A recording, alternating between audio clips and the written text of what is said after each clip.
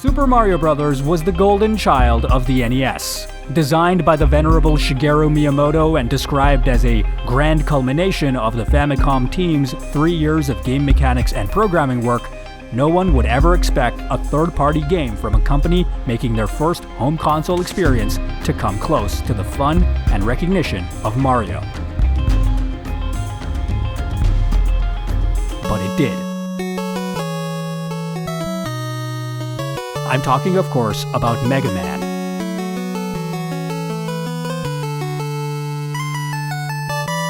Describing the movement of the Mega Man games as a whole is tricky because none of them have the exact same input response or physics. For instance, the jump in Mega Man 1 and 2 has more momentum and is less responsive than the jump in Mega Man 3 and 6.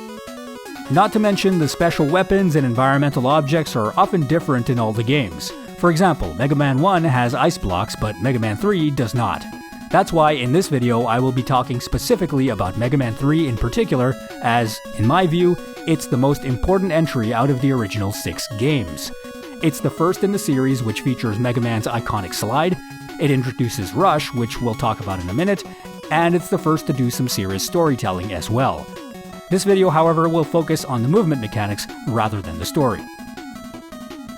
Let's start with the basic ground controls. When you press the left or right button on the D-pad, Mega Man takes a tiny 1-pixel step forward, and his sprite changes to one in which he is preparing to run. After a slight delay, he goes straight to a fixed running speed and plays his running animation. It might not seem like much, but this whole setup is a masterful display of game design. You see, Mega Man's acceleration is instantaneous to offer the player a good degree of control over his motion. The delay before it makes it feel like he's heavy and in a world that has a lot of friction, so it takes some effort for him to start moving, even though in reality, none of that stuff is simulated. The sprite swap and step forward are critical to ensuring that the controls feel responsive despite the delay, and also add some more weight to the motion by leveraging the animation principle of anticipation, which is often foregone in video games because it is in direct opposition to the responsiveness of the controls. Mega Man's trick with the preparation sprite and the slight step forward is a brilliant solution. When you let go of the directional button, Mega Man stops immediately. No momentum and no delay. This is as responsive as controls can get, and it makes sense. Stopping is usually more urgent than starting. A slight frame delay on the stop could be the difference between life and death, so to avoid player frustration, it makes sense for it to happen right away. Pressing down and B at the same time while on the ground causes Mega Man to slide in the direction he is facing. While sliding, Mega Man moves at a high speed in the direction of the slide, but cannot stop moving or shoot until either the slide completes or is cancelled by jumping. The beginning of the slide is accompanied by a sprite swap and a pleasing puff of dust opposite to the direction of motion. When combined with jump cancelling, a skilled player can pull off some impressive maneuvers that are really satisfying when you nail them for the first time. Now let's get into the air. Mega Man's jump begins instantly upon pressing B, at which point there's a sound effect and he starts to move up while displaying his iconic arms extended airborne sprite. Mega Man slows down as he reaches his maximum jump height and then accelerates downward until either landing or reaching terminal velocity. If at any point during the jump you let go of B, Mega Man starts to fall right away, resulting in a jarring instantaneous change in vertical movement direction. It's clearly a compromise made to ensure that the controls are as responsive as possible, and this is one of the things that I mentioned earlier that's different from game to game. The airborne controls are exactly the same as on the ground, with one exception. There's no frame delay to begin horizontal movement while airborne. Once again, responsiveness reigns supreme. Being in the air is a precarious situation, and especially in a game known for its precision appearing block puzzles, giving the player as much air control as possible is ideal. Depending on the specific Mega Man game, there are also things in the environment that affect the motion of our cybernetic hero. In Mega Man 3, Magnet Man's stage has all the best examples.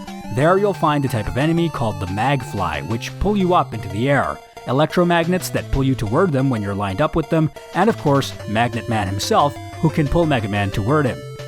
Water is another environmental element that alters the movement mechanics in this game. Although the basic physics are the same underwater, holding B causes Mega Man to float upward indefinitely until he eventually surfaces and jumps out of the water.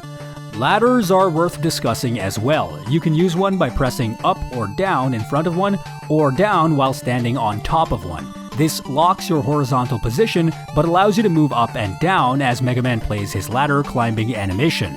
Reaching the top or bottom of the ladder causes Mega Man to stop using it. And of course, you can press B to jump off the ladder at any time.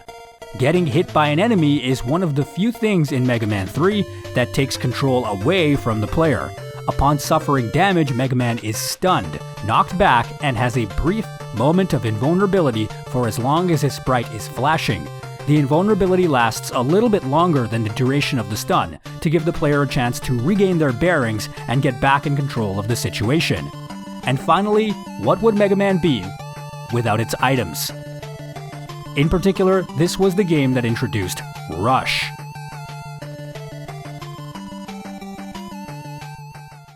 In case you don't know, Rush is Mega Man's faithful robotic dog. In Mega Man 3, he can take on 3 different forms to help you progress in the game. All of these alter the motion of Mega Man. Rush Coil allows you to create a platform to jump higher than normal. Rush Jet allows you to fly using the D-pad to travel in any direction with instantaneous acceleration. You can also jump while using Rush Jet. And finally, Rush Marine allows you to navigate water using the D-pad to travel in any direction with instantaneous acceleration. You can jump out of the water while using Rush Marine, and even move across land while jumping continuously, although I suspect this particular quirk is an unintended oversight by the developers. That should cover most of the movement mechanics in Mega Man, and while I'm sure I missed some of the minute details regarding the physics, I want to conclude the video here by reminding you that, like a lot of older platform games, Mega Man does not feature things like input caching or delayed jumps.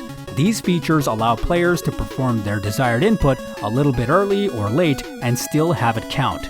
They are extremely common in modern platformers, and a lot of the time you don't even notice that they're there. To me, this explains why the controls need to be so optimized for responsiveness. I can only imagine how unforgiving Mega Man may have been if not for the masterful responsiveness of its motion. Oh wait, I don't have to imagine, because I played Mega Man 1. And it took me several hours just to beat the Yellow Devil, a boss fight that also exists in Mega Man 3, except it's a lot less frustrating because of the fact that the controls are so much tighter than they were in the original game. Thank you for watching. By the way, this video only exists because Julio in the comments section of the previous video asked for it. I hope you enjoyed the video, man.